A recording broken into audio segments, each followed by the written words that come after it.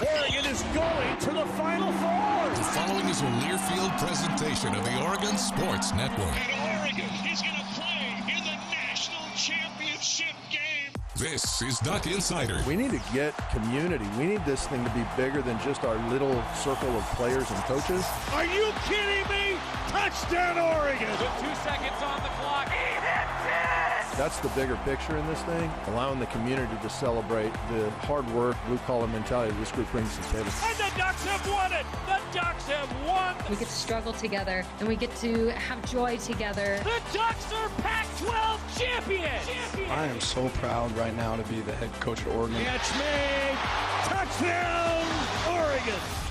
This is Duck Insider on the Oregon Sports Network from Learfield, presented by OnPoint Community Credit Union. People are the point. Now let's go live to the Country Financial Studio to talk Oregon Duck Athletics.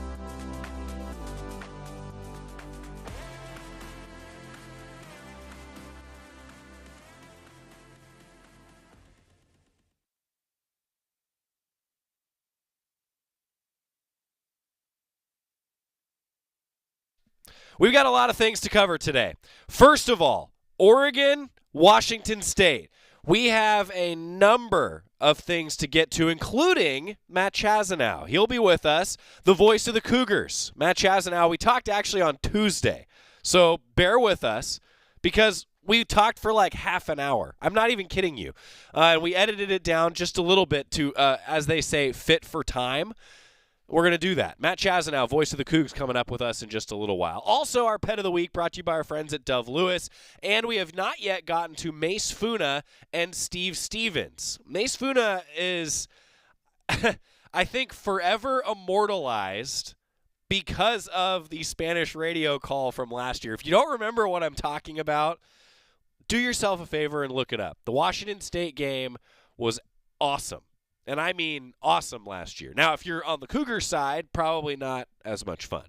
If you're on the Duck side, yeah, it was particularly awesome to see Oregon come back in the fourth quarter the way that they did. But the quack call from Mace Funa, it was so good. And Mace Funa, we're going to talk about that coming up. Also, Steve Stevens on the Coaches Show last night. If you didn't tune into the Oregon Football Coaches Show, man, it was outstanding. Steve Stevens wrote an entire book all about how a student athlete at Oregon, and I mean this, a literal book, all about how a student athlete at Oregon can embrace all of the different resources that are around them beyond the playing field. 54 pages long so far in its current draft, and we talked about that on the Coaches Show last night. If you missed it, Oregon Sports Network podcast, and also the archive is always available on the Goducks YouTube and the Oregon Football Facebook page. Let's get going today, though, with Matt Chazanow. Chaz, do me a favor. Don't tell anyone else that I said this out loud on the air, but this is my favorite game of the year just because I get to talk to this guy, Matt Chazanow, formerly the boss of the Oregon Sports Network. I don't know that I say that enough. Chaz, once upon a time, was the network coordinator for then IMG College, and Chaz was the one that made sure that we got on the air every week. Now the voice of the Cougs. Chaz, on behalf of Duck fans everywhere, thank you for what you did. Thank you for your service to the Oregon Sports Network. And also, thanks for dealing with 21-year-old me and not firing me as soon as you heard my voice. No, it was a pleasure. It was a genuine pleasure. I mean that. My favorite part of what feels like now my previous life is the relationships I built that have carried over into my now current life. And it's been a long time. This is my 9th year now as the voice of the Cougs. So isn't that crazy? So it's look, I came out here I live in Spokane now. I moved out to Pullman. I didn't have a wife. I didn't have a child. I was brand new in the role, and now all three of those things have evolved. So it's just been awesome. And I've gotten to do it in the context of having long-term relationships all around the league with you with Jerry and with friends everywhere, from Brian Jeffries in Tucson and on. And I just saw Brian, and he gave us quite the shellacking. So there's that. But for real, it's I loved working and love working with you and everybody else there in Eugene. And when we do cross paths, it's great. It warms my heart. Well, we're going to talk about the future and what it's going to look like here moving forward. But let me say that I have really enjoyed a Thursday Duck Insider because we've made it an annual tradition now to always talk with the other side of the broadcast. And in this case, of course, it's Chaz, right? Voice of the Cougs. And, that makes it fun for me. Like, these are a fun show. These are fun shows because we get to have all these conversations. And I echo everything that you said, Chaz. So now let's talk about the game coming up. Season so far, I think it's safe to say, at least from the Duck chair, the Cougs have had an up and a down season so far, Chaz. Yeah, I mean, I think it's been mostly up. They just had a really tough loss last week. A historically difficult game against Arizona. They didn't play their best in the Rose Bowl and had a chance to tie it on the last drive, down 25-17, and wound up losing at that score. But could have played better in the Rose Bowl for sure. And then last week things spiraled against an Arizona team that is really darn good. I mean, they are 5 or 10 plays away from being undefeated this year. Right. They have 2 overtime losses, 1 in league play and 1 in Starkville. And in league play, it's against USC, and then they almost beat Washington. I mean, they were down lost by a touchdown to Washington. So look, credit to Arizona. I mean, so has it been an up and down year? Yeah, mostly up, and the Cougs have been ranked for most of the year and beaten really good teams and had a total clunker last week for various reasons. But I'd say by and large 4-2, mostly up. Yeah, and I think a big reason why is the quarterback. I got asked that to almost maybe every Pac-12 team this year, Chaz. But Cam Ward's a special guy. It sure seems like he's continued. Yeah, and that's what the Pac is. When I got out here in 2015, we were just kind of talking about, it comes to mind at least. It was like Jared Goff, and it was a league full of quarterbacks. It was Jared Goff and Luke Falk, and I'm missing 5 others, right, from 2015. What was it? Was that Darnold? Darnold was 17, but it was, the league's been riddled with pro QBs, and that's kind of what this league has been for decades, and what it will be remembered as. And we can talk about that, to whatever degree you want. But Ward can be special, and he's got special talent. And when it's clicking and he's on, he blends in with the best of this league, be it Caleb Williams or Bo Nix or Penix or whoever, take your pick. He fits right in there. There are times where it hasn't looked right in that the offense just hasn't moved. Like when we were in 2018 and it was the Gardner Minshew team, and actually that year it was a little bit of a debate out of fall camp. Yeah. Was it Gardner Minshew or Anthony Gordon? Because Gordon was so good in fall camp. They wound up going with Minshew because of some leadership qualities, I think, which wound up showing through. But if you closed your eyes, or if you look at like a game cast of the practices that Gardner Minshew was in, and you just looked at the line of scrimmage, it just moved forward all the time. Yeah, like you weren't really sure how or why. It just it just happened.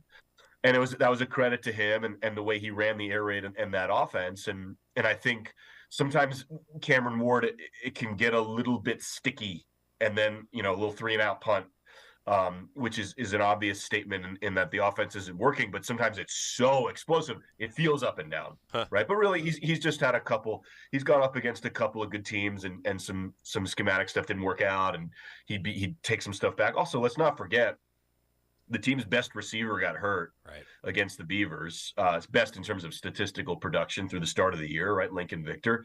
They also lost their top tight end, Cooper Mathers, right? There's been some stuff that is in the hashes there that's gone away, and it spiraled on them. Yeah, I wanted to bring that up with you, like.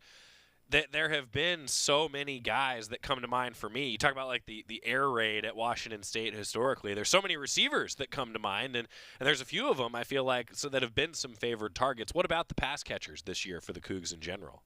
They've been great at times, and not good, great. Like the Beaver defense is really good, and Kelly and Williams had their way with. And I have great respect for Oregon State. We saw what they did last week. Like, Wisconsin's good. I mean, they're not great, but they're good, right? They struggled against Iowa, and they kind of got like a Big Ten slugfest, but it was a good team the Cougs beat and a good team they passed well against. So, Kelly and Williams on the outside have been really good. Victor on the inside has been spectacular at times, like 24 catches through 3 games. He was a monster, better than he'd ever been before. And then he got banged up. So, and Mather's kind of popped out as the leader of that group of 4. There's 4 tight ends that play, and he's shown to be really reliable. Yeah, I think it's interesting. You talk about 2 injuries and how it can change things. It's easy to sit here, right, and say, next Duck up, next Coug up, but that's difficult, right, Chaz? I mean, how has that gone over the course of the season, especially for the Duck fans that are now really dialing in on the Cougars in depth? It's been a big deal. I mean, depth and then roster attrition are one of the highlights or kind of hallmarks of teams that win at this point in the year and then heading up to the Pac-12 championship. Yep. And I think that when you talk about the portal and NIL and how this has all gone, depth everywhere has been chipped away at a little bit, Alabama included, right? Yep. So that's not to discredit the guys who have come in for Lincoln Victor. It just messes up continuity. Right. When you're in a rhythm with a guy, you know where he's going to be, and you trust his route running, and you trust where he is on certain play calls, and then someone new comes in, it's just a little bit different. Yeah. No, it makes sense. So offensively, we've kind of covered a lot of it, Chaz. I mean, on the defensive side, I feel like Washington State's defense doesn't get enough credit and hasn't the last couple years. I don't know how do the Cougars react to that? How does the greater Washington State fan base react to someone like me saying a statement like that? Yeah, I think that's fair. Also, if you look at the fourth quarter point production this year for the opposition, there are a lot of fourth quarter points, and a lot of them actually early on came in some garbage time. And so for the most part, the defense statistically is a little better than what you'll see if you were to look at like league and national rankings. Also last week, they put themselves in a bunch of horrendous situations on some 4th down conversions that didn't work. And so the numbers got really wacky, which is something that good teams will try to do because they have a lot of belief, like down 3 touchdowns in the 4th quarter. They go for it on 4th in a really bad spot because they think they can still win. They're going, don't punt it. Just go for it. It's 4th and whatever on your own. They went for it on 4th down on their own 15-yard line. I mean, it was desperation time, but if you're bad, a lot of what you do is you punt there and you kind of concede the game and you put your backups in. They were like, no, let's try to go get a win. So anyway, yeah, I think that's fair. The defense is probably a little bit better than what the data would reflect if you were to look at it out of context. And I just wonder too, like when I go through and look at the statistics, I'm having names pop off of stat sheets, but you're watching a lot of the intangibles too, Chaz. I mean, I don't know, just to ask that question now, like the identity of the defense, I guess. There are guys that have made big impacts for this team, I feel like. I think if you're asking me the identity of the defense, one of the things they struggled with that was a problem against Arizona is they really want to stop the run. They did that very well against Wisconsin. They struggled late against the Beavers to do that, but they did it sufficiently, and that score got really tight late. And so but the Arizona rush game was really effective, and that was a cause for concern. And UCLA scored a couple rushing touchdowns that were kind of unique. They weren't gimmicky plays, but they had a slot receiver into the backfield, and they ran it that way out of the shotgun formation. It just was a different look, and it worked well. And Chip Kelly, Duck fans are well aware that he can cook up some pretty good run scheme stuff. So I think in all in all that they're trying to be big up front and stop the run, and then help clean some stuff up at the linebacker spot. And they've got fantastic cover corners and maybe a pro safety in Jaden Hicks, and Shaw Smith-Wade might be a pro also at the corner spot. He's Matt Chazanow, voice of the Cougars. We talked with him earlier this week, and we've got part 2 of our conversation coming up. Some of the keys to the game between the Ducks and the Cougs. Always a battle between 2 Pacific Northwest teams. That's on the horizon. Stick with us for part 2 with Matt Chazanow after this. It's Duck Insider, presented by OnPoint Community Credit Union on the Oregon Sports Network from Learfield. As a local community credit union founded by teachers, OnPoint is committed to supporting the students and faculty at the University of Oregon. And on game day, we're right there with you, on the field, in the bleachers, and in the classrooms. Drop by our local branch today and discover the many ways OnPoint can help support your financial well-being. OnPoint Community Credit Union. People are the point. Federally insured by NCUA. Equal housing opportunity. Hey Duck fans, we're all about protecting our home turf here in Eugene. You should do the same for your home with Country Financial Insurance. Most home insurance doesn't account for inflation, but with Country Financial, yours can. If something happens to your home, make sure you can rebuild the same house in the same place. Call a local representative or 866-COUNTRY and get a solid defense for your home. Home insurance policies issued by Country Mutual Insurance Company, Country Casualty Insurance Company, or Country Preferred Insurance Company, Bloomington, Illinois. Property must meet age and condition requirements, which vary by state. More Duck Insider coming up on the Oregon Sports Network from Learfield. My name is Teresa Barber. I was in the United States Navy, and I served overseas in the Middle East and Africa. Early on in my career, I had a commander that taught our suicide prevention training, and the very next day, he took his own life.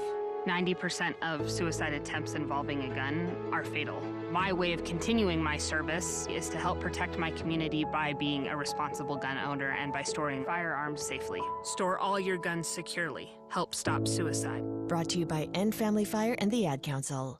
This message is for Karina, our mom who finished her high school diploma at age 28. Hi, Mom. It's Emmettith and Nicholas. Congratulations on getting your diploma. You worked so hard and have taught us so much. We love you. When you graduate, they graduate. Finish your high school diploma for you and for them. Visit finishyourdiploma.org to find free and supportive adult education centers near you. Brought to you by the Dollar General Literacy Foundation and the Ad Council.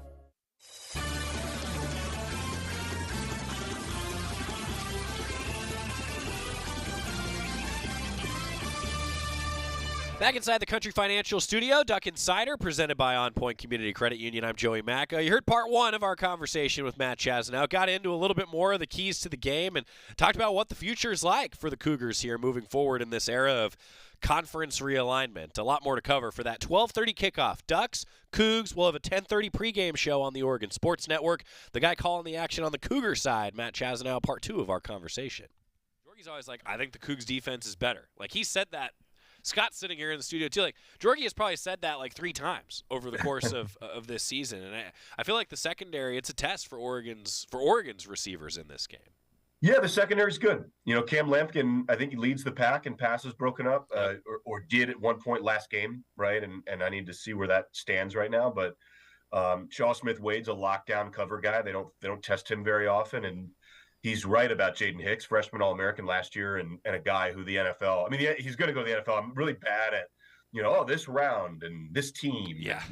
That's really impossible to project other than I'm looking at him going, that's a pro football player. I don't know when and where and how, but that's a pro football player. So he has that vibe to him, and I think he's correct.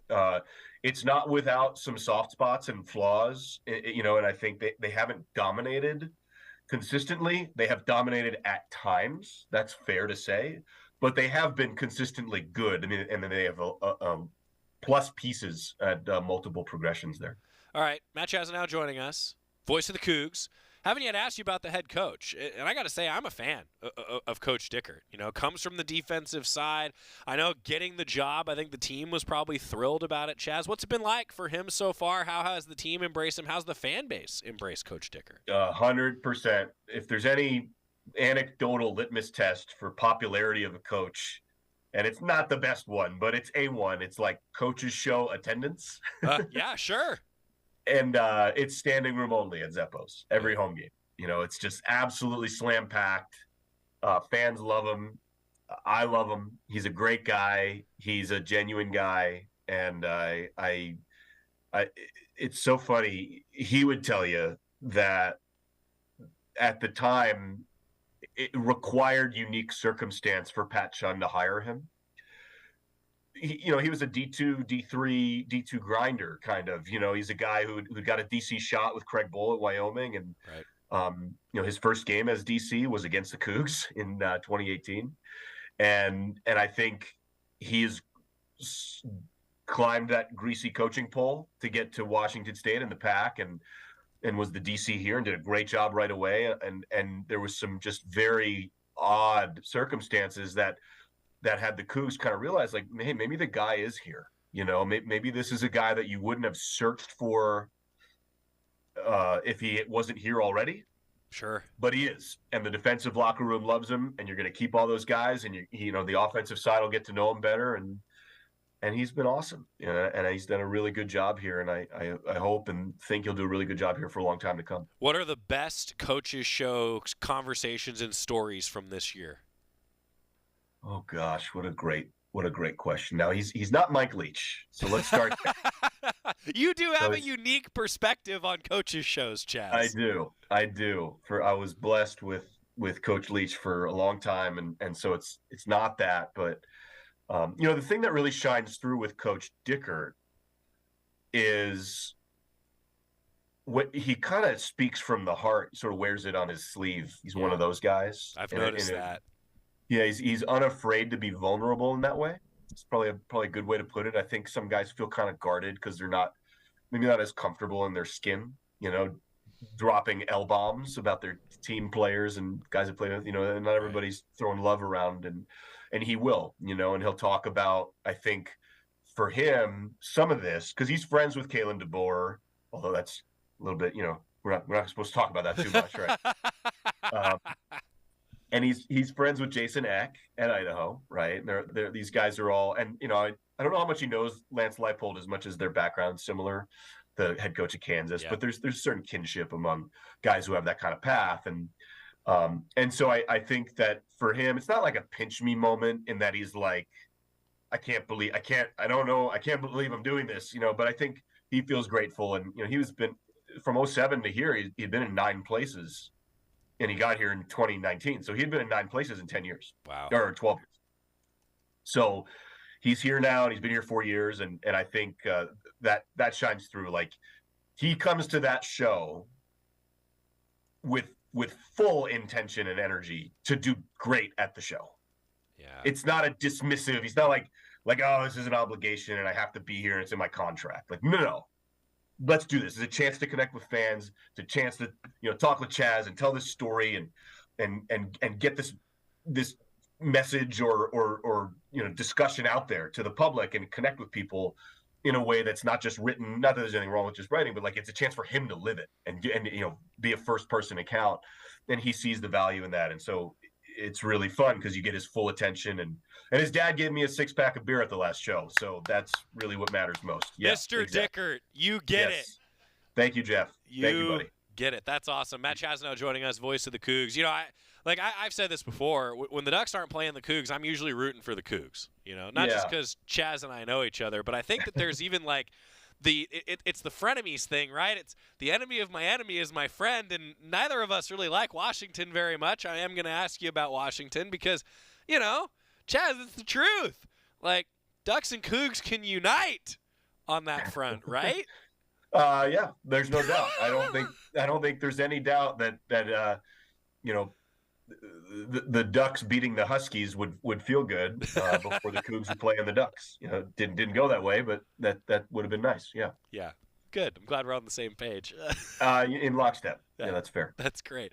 I did want to talk with you a little bit about, I always ask this to anybody who comes on the show that's not like a regular guest, just the assessment of Oregon from the outside. I think it's an interesting perspective. You're getting ready to take on the Ducks now, getting ready to call the action on the Washington State side of the broadcast. So what do you think, Chaz? Like, what's the view from Pullman of the Ducks?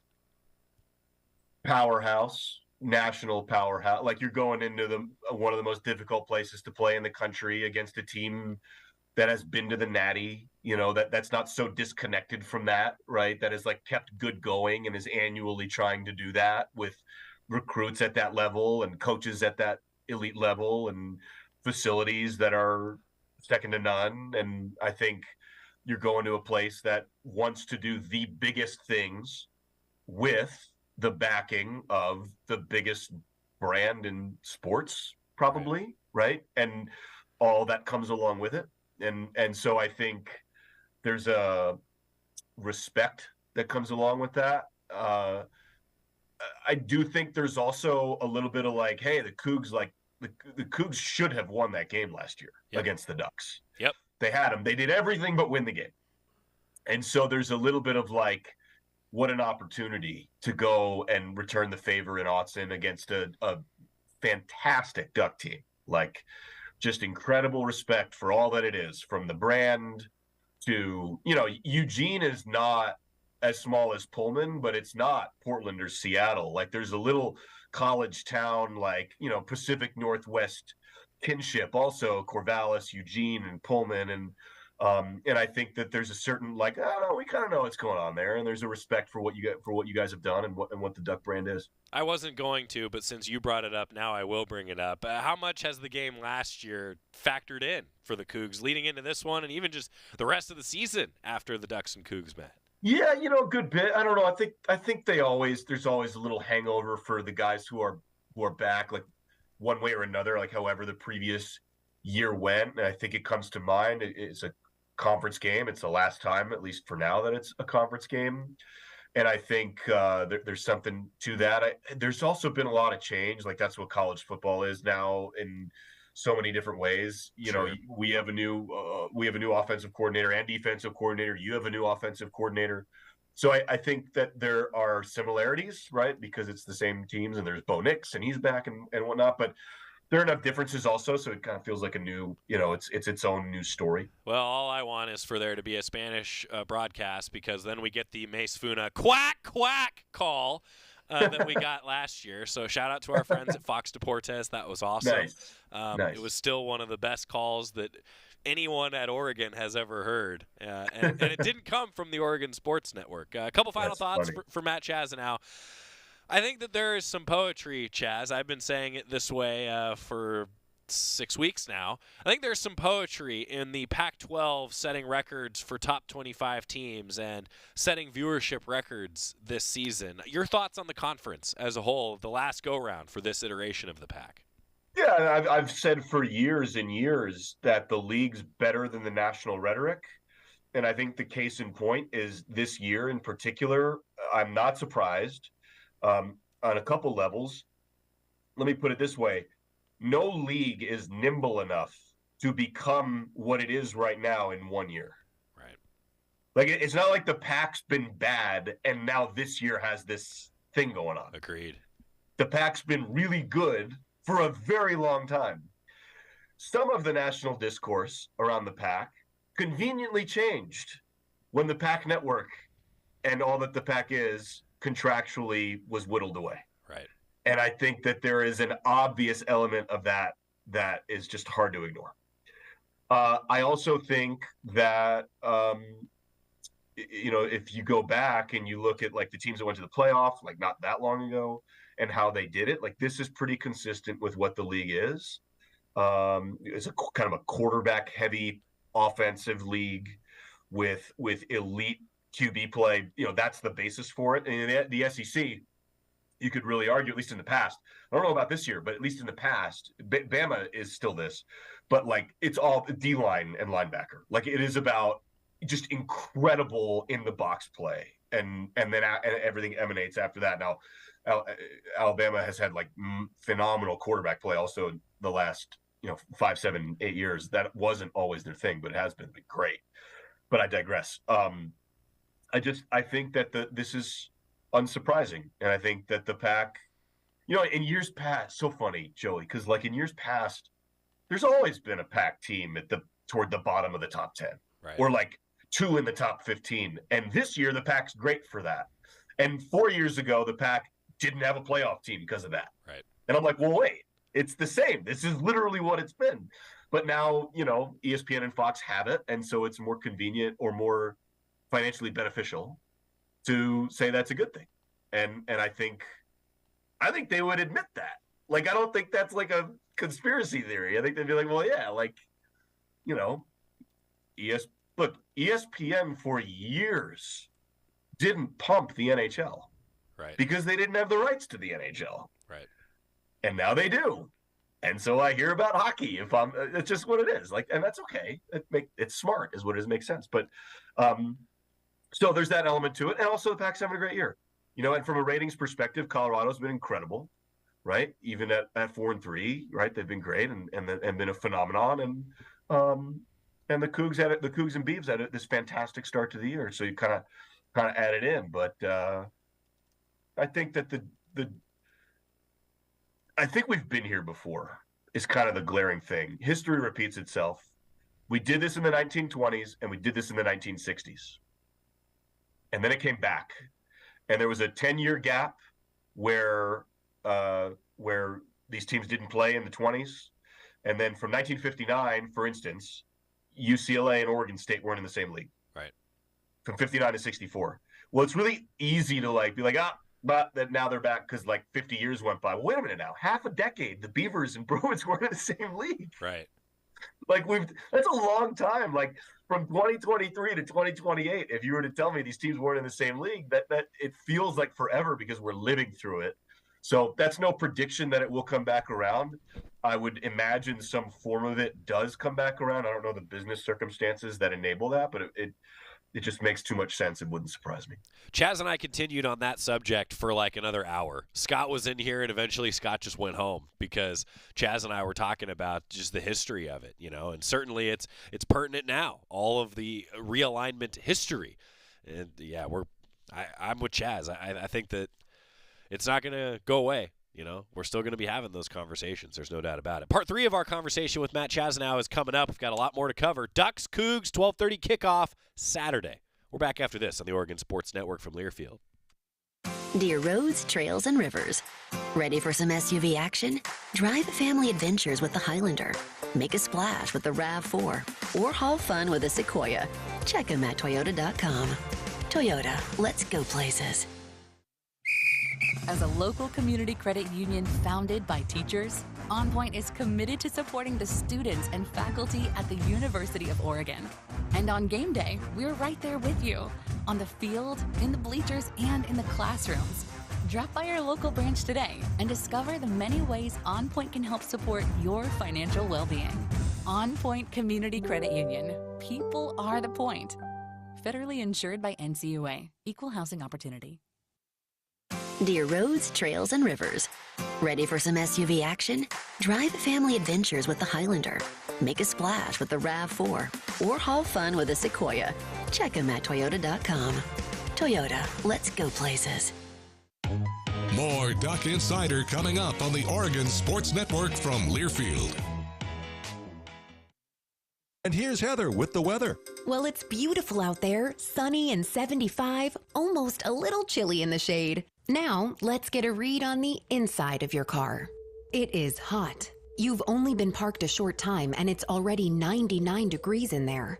Let's not leave children in the back seat while running errands. It only takes a few minutes for their body temperatures to rise, and that could be fatal. Cars get hot, fast, and can be deadly. Never leave a child in a car. A message from NHTSA and the Ad Council.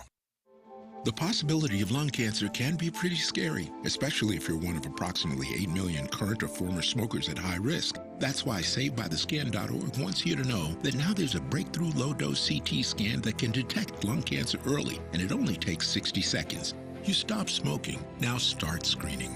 For an easy quiz to see if you're eligible, visit SaveByTheScan.org. It could save your life. SaveByTheScan.org is brought to you by the American Lung Association's Lung Force Initiative and the Ad Council.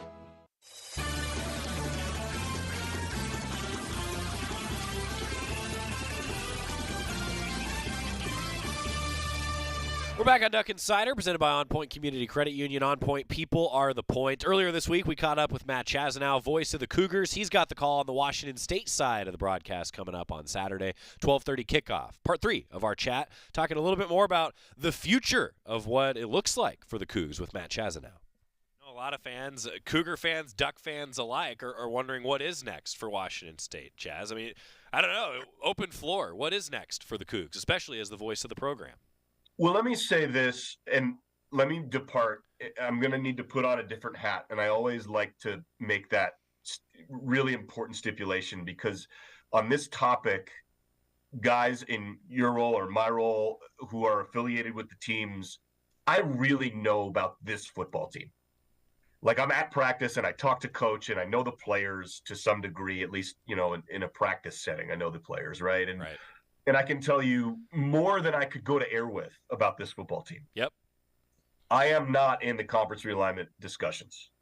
Like that's a different me you're now talking to, right? So it's a well-informed Cougar representative from a football standpoint. I know the business, I know the program, but like now I don't know. So I don't know. So now I'm going to come on here and let me make that statement and mitigate.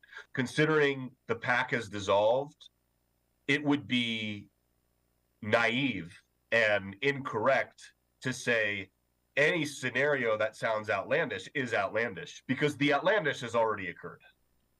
We're in the outlandish. You're going to go play league games against Maryland and Rutgers. So, Cal is playing league games against Boston College, just outside of Boston, right? Like that's so we're already in kind of like madness level, craziness.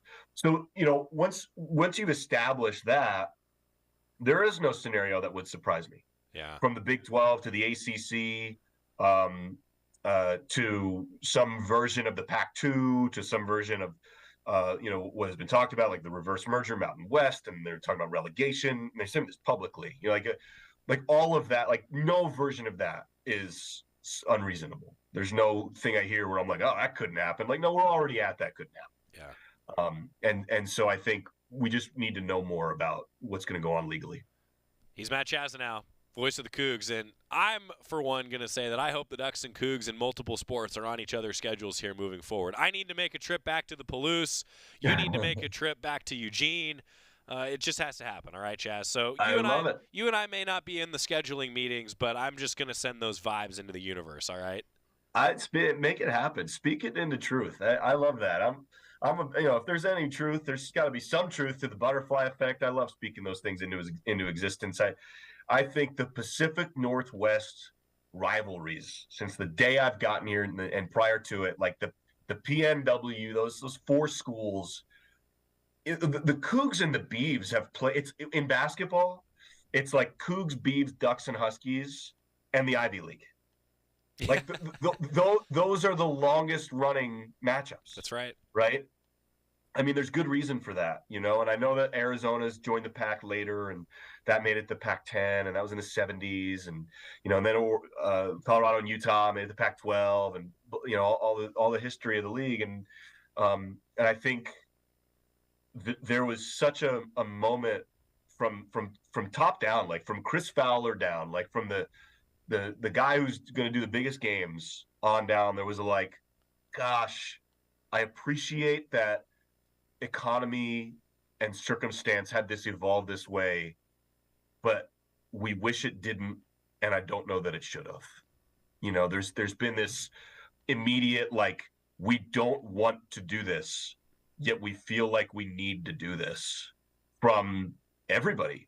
And no one in Pullman, and I say this respectfully because I think they probably feel this way, no one in Pullman is going, well, Cal nailed it. Right. Cal figured it out. Wow, Stanford drilled it. No. Stanford playing my alma mater in league games is bizarre. It's not – that's not Stanford. And for those that don't know, I went to Syracuse. Wait a minute. Why? Wait, they're going to buy a high school stadium and play in Dallas? Wait, what are we doing? So I think that conference realignment has never stopped. Conference realignment is as old as college athletics. Yep. It has gone on forever. And there have been moments of calm, and then there have been tumultuous moments where the tectonic plates of college athletics have shifted. So people are like, oh, it's not done. It's never done. It's not done. For better or worse, it's not done. I think we kind of wish it would, but there is a version of this also where I'll say this, and I'll and I know you've got probably other content that you need to get to, but I will say this. It would be really, really good for Ohio State, for Alabama, for Oregon, for Michigan to play the best teams. And the closer this can get to a meritocracy, as opposed to a weird musical chairs vibe, the closer this gets to wins meaning ascension, the better that the more money people will make, the more people will watch, the more people will go to games, the better it will be for coaches and players and broadcasters and everybody, because that's the best of sport. And we love sport because it's about meritocracy and there's a score. And the reason we get so mad at refs is because things sometimes feel unfair. And fairness is what makes sport great, because we use this as a metaphor for life. And the thing that we hate the most in America or any country, especially one that's not a capitalistic democracy, is when it's unfair, when it feels like there's like entrenched wealth and ascension without merit. That's awful. That's the worst. Everybody hates that. Some silver spoon kid gets a CEO job when he's bad, right? Like, that's bad for the company. It's bad for the world. So what you want is winning teams that are good actors in the ecosystem, that do the right things to be in the club, to be part of the deal. And there's really no precedent for keeping schools like Washington State and Oregon State in an athletic ecosystem out of the club. There have been examples, SMU, but it was the Pony Express. And it was at the time illegal, and they were flying in the face, right? When the Southwest Conference broke up, Rice did not get to stay in the club. I need to know more about Rice and the history of the Owls, but they weren't a powerhouse, is my understanding. And I don't mean that in a dismissive way. They weren't really competing in a top 25 high level. You got Temple in the Big East. Well, Temple kind of backed its way out to some degree. They weren't competitive in a lot of ways, and facilities and all this stuff. And again, I hope I'm not offending Owl fans, both the Owls, Rice and Temple. How about that? But anyway, you get the idea. It should be like, this is all fine if the Cougs were constantly like 0-12 annually, everybody would be like, all right, I get it. Like, we weren't hanging in there. You know what I mean? But that's not the case. And the facilities are glimmering, and the coaches are great, and the kids are going to the NFL, and it doesn't feel reasonable, and it's bad for the best teams. You got to play the best teams. Ducks and Cougs, 12:30, and I hope it's not the last one for too long. He's got the call on the Washington State side. Matt Chazanow, finally, full circle, keys to the game. Oh gosh, let me. I'm on a rampage here. That's a great question, Joey. Well, I'll say that. I'll make it. How about one key? I'll give you one, and it's rare that I can make it so simple, but I'm going to make it this simple. The Cougs need to not turn the ball over. That's the deal. That's what really happened against Arizona, and that's what happened against UCLA. And that's the one stat. Like, the rest of it, you can kind of massage and explain and say, well, it's this scheme, or it's this, this tackle wasn't made, and maybe that would have resulted in a different third down choice, blah, blah, blah. No, you can't be -6 turnover margin. Right. That just, you only get 15 chances ish on offense. If you go from 15 to 9 with bad field position, you lose. Yeah. Whether it's 44-6 or 24-6 or whatever, 35-10, like, you lose that game. If I'll tell you right now, if the Cougs turn the Ducks over 6 more times, that's ball game. The Cougs are going to win the game. Yeah. Turnover margin matters. Possession matters. Can't score if you don't have the ball. That's the deal. It's turnovers. It's a good key to the game. He's Matt Chazanow, voice of the Cougs. Chaz, it's always a pleasure to catch up with you, buddy. Looking forward to seeing you in Eugene, and I'm looking forward to a few more trips to Pullman in the near future. Love it. Love it. Can't wait, Joey. Appreciate you, man. Thanks for having me. He's one of my better friends in the industry, Matt Chazanow. And I got to say, like, I feel for him trying to navigate in that position where the Cougs are going to go. It's tough, no doubt about it. Ducks and Cougs coming up, 12:30 on Saturday. When we come back, we've got our Slocum Center Minute talking about ACLs. We've seen this just too many times in sports, haven't we? What it takes to recover from that ACL injury. Also, hear a little bit from Mace Funa. Keep it here on the Oregon Sports Network from Learfield. Welcome to the Slocum Center Minute. Slocum Center orthopedic doctors are located here in Eugene and are the official orthopedic team physicians for your beloved Oregon Ducks. With me, I have Dr. Lucas Korchek, a sports medicine orthopedic surgeon at Slocum Center for Orthopedics and Sports Medicine, discussing ACL injuries. Dr. Korchek, describe the ACL, what it stands for, why it's important to an athlete for their performance. The ACL is the anterior cruciate ligament. It's the most important ligament that stabilizes your knee for anterior translation and also control during pivoting, which is very important for our athletes. We always hear ACL injuries are one of the more common in sports. What's that like going through that recovery process for somebody that does injure the ACL? Injuring your ACL is, on one hand, a very devastating injury. You can't participate in most sports with a damaged ACL. But on the other hand, it's an injury that you can recover from and return to a full level of participation with treatment. Why is it that some athletes are able to recover quicker than others from an ACL injury? When you damage your knee, it's usually a pivoting injury, and more can be damaged than just the ACL. Isolated injuries have a quicker return to sport, whereas an injury with meniscus tear or bone damage could delay your healing. Dr. Korchek, thanks for the information and thanks for joining us today. Thank you. That was the Slocum Center Minute, brought to you by Slocum Center for Orthopedics and Sports Medicine, the official orthopedic sports medicine team physicians for University of Oregon Athletics since 1967. Dear roads, trails, and rivers. Ready for some SUV action? Drive family adventures with the Highlander. Make a splash with the RAV4. Or haul fun with a Sequoia. Check them at Toyota.com. Toyota, let's go places. Hey Duck fans, we're all about protecting our home turf here in Eugene. You should do the same for your home with Country Financial Insurance. Most home insurance doesn't account for inflation, but with Country Financial, yours can. If something happens to your home, make sure you can rebuild the same house in the same place. Call a local representative or 866-COUNTRY and get a solid defense for your home. Home insurance policies issued by Country Mutual Insurance Company, Country Casualty Insurance Company, or Country Preferred Insurance Company, Bloomington, Illinois. Property must meet age and condition requirements, which vary by state. Dear roads, trails, and rivers. Ready for some SUV action? Drive family adventures with the Highlander. Make a splash with the RAV4. Or haul fun with a Sequoia. Check them at Toyota.com. Toyota, let's go places. More Duck Insider coming up on the Oregon Sports Network from Learfield. Into the building for the first time after the shooting. It was crippling, but it had to be preserved. In response to the Pulse nightclub shooting that affected the LGBTQ community, Barbara Poma, owner of Pulse, founded the One Pulse Foundation to honor Pulse victims and survivors. If you're an ally of this community, speak out. There are more of us together than apart. It is the power of love in its rawest form. Join the fight for LGBTQ acceptance. Learn how at lovehasnolabels.com. Brought to you by Love Has No Labels and the Ad Council. The impact of a meal goes well beyond feeding our bodies, because feeling full can sound like this. How did the interview go? I did it! I got the job! I can't believe it! And like this. Mom, I got first place at the science fair with my volcano project. That's amazing, sweetie. Congratulations. Because when people are fed, futures are nourished, and everyone deserves to live a full life. Join the movement to end hunger at feedingamerica.org/act now. Brought to you by Feeding America and the Ad Council.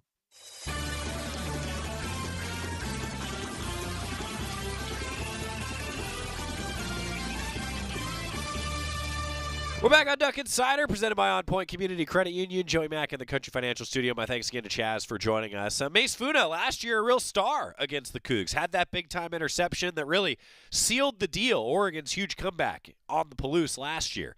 Mace Funa talked with the media earlier this week, heading into this year's matchup with the Ducks and Cougs. What makes this game just always wild? It seems like you guys in Washington State are always close. It always comes down to the end.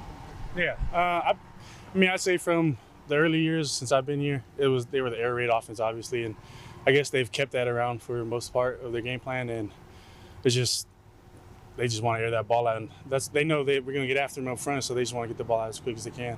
So I guess that's what the game plan's always been against us. How much pride do you take that one of the guys just has never lost to them in your career, and obviously last year's play was pretty big in making sure that stayed true? Yeah, that's a great feeling. Just looking over the past few years that I've been here, seeing a few teams that I haven't lost to yet, that's a big deal for me, especially since I never want to lose, especially for not only myself but for the team. But it's just great to know that we haven't lost to them yet, but this week we'll see. Where does that play from last year still rank for you, stack up for you, and just your college career, of like how important that was and how big that was?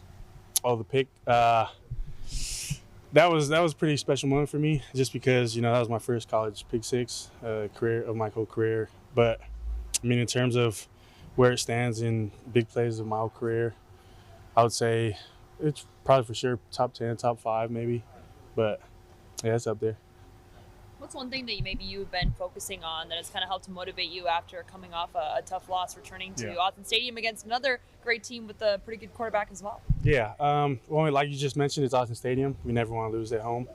And just, we always got to bring the energy when we play home. We can't let nobody come in here and try to take away our home from us. And it's Wazoo. It's just, we got to get it after the quarterback. We got to be fast, play physical, and get after him. And if we could take him out the game, then it'll be pretty much easy for us. Dorless said yesterday that Cam was among the most annoying quarterbacks he's hard to get down. You feel the same way? Yeah, for sure. Cam, he'll use his legs to go out there and make plays. Like, either he'll scramble and I don't know. Remember last year's play where he scrambled and was tripped and still made the play? That's just what he's going to do to us. And we just got to make sure we contain him as much as we can. Even if we get him out the pocket, contain him outside of the pocket. Make sure you don't get loose and make plays. When you come back to this year, obviously you played a pretty big role last year, like MVP of the bowl game. Yeah. How do you feel about the role you've got this year where, all right, reps are down by comparison, but, also offenses aren't playing traditional? Yeah, I mean, it's pretty noticeable that my reps have gone down a lot this year compared to years of the past. But, just the biggest thing is knowing that it's part of the game plan. It's part of this whole team's game plan that people in my room, my whole room can play, honestly, from top to bottom, seniors all the way down to freshmen. Anybody in that room, they could throw out there and they'll play. They know their jobs. They know what to do. They know how to execute. And that's just what the coaches see. And we're going to just keep rotating. And whatever it takes to help us win, we're going to keep doing it. So would it be fair to say that for you, it's more about efficiency in the snaps you do have? I mean, everybody would say that, but it's different for a guy who's playing 80+% of the snaps compared to 50. For sure. It's always when I get out there, I don't know how many plays I'm going to get during the game, but it's always make every play count. That's the mentality for all of us in that room. You guys haven't played a ton of mobile rushing quarterbacks this year. When you did play one in Texas Tech, you did have some relative success. How excited are you guys? How anxious are you to get out there and show that you guys have that in your defense to be able to slow them down? I'm super anxious just because I know what we have up front. I know we have the speed, the power, and everything that it takes to, play any kind of quarterback that we face against. And Texas Tech, Tyler Sheck, he did his thing against us, but the rest of the season we're going to be facing a lot of quarterbacks. They have a lot of mobile quarterbacks, so just get out there and show our speed up front as well as in the back end. Are there certain things that you guys did against Shuck that you've corrected on film that you feel like you can do better this week? Oh yeah, for sure. I think it was just the whole mindset was just get after him and Shuck, and now we have our whole game plan. We have schemes that'll go against the quarterback and all that, so we'll be straight.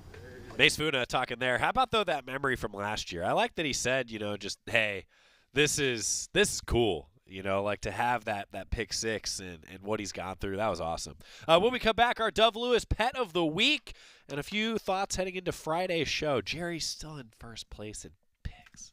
Back after this on the Oregon Sports Network from Learfield. As a local community credit union founded by teachers, OnPoint is committed to supporting the students and faculty at the University of Oregon.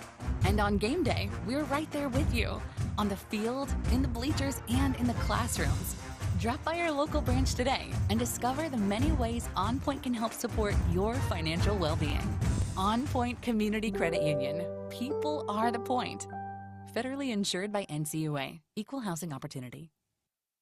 At Shadow Hills Country Club, we're more than just an award-winning golf course and practice facility. Our events team offers all-inclusive event pricing that allows us to take care of all the details while you enjoy your event. Our indoor and outdoor venues offer you a wide variety of fully staffed options that put the focus on you. From weddings to business and social events, at Shadow Hills Country Club Events Center, you get the benefits of a resort atmosphere and amenities in a peaceful country setting, just minutes from downtown Eugene. Call for a tour today or visit shadowhillsevents.com. More Duck Insider coming up on the Oregon Sports Network from Learfield. Hi, I'm Smokey Bear, and I made an assistant to help you out, because only you can prevent wildfires. Hey, Assistant Smokey Bear, call me Papa Bear, because I'm grilling up dinner. Do you get it? Yes, good job. So, what should I do with all these coals? Don't just toss them out. Put them in a metal container because those embers can start a wildfire. I understand. The stakes are high. Ha, ha, ha, ha. Learn more at SmokeyBear.com. Brought to you by the U.S. Forest Service, your state forester, and the Ad Council. Adopt U.S. Kids presents What to Expect When You're Expecting a Teenager. Learning the Lingo. GOAT, G-O-A-T, acronym, stands for Greatest of All Time. As in, spaghetti sandwiches for dinner? They're my fave. Dad, you're the GOAT. You don't have to speak teen to be a perfect parent. Thousands of teens in foster care will love you just the same. Visit adoptuskids.org. Brought to you by the U.S. Department of Health and Human Services, Adopt U.S. Kids, and the Ad Council.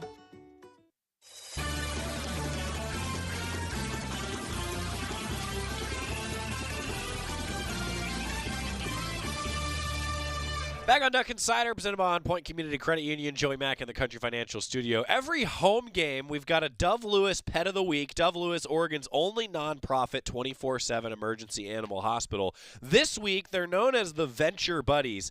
How about their names actually being Venture and Buddy? I got to tell you, to the submission of the Venture Buddies, I am stealing the name Venture as a potential dog name.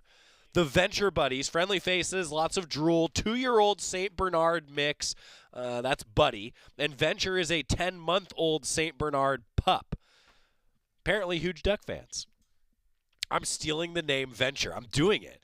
Like it's a great dog name.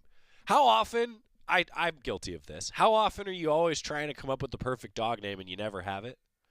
The Dove Lewis Pet of the Week has given me so many options, which has been really helpful.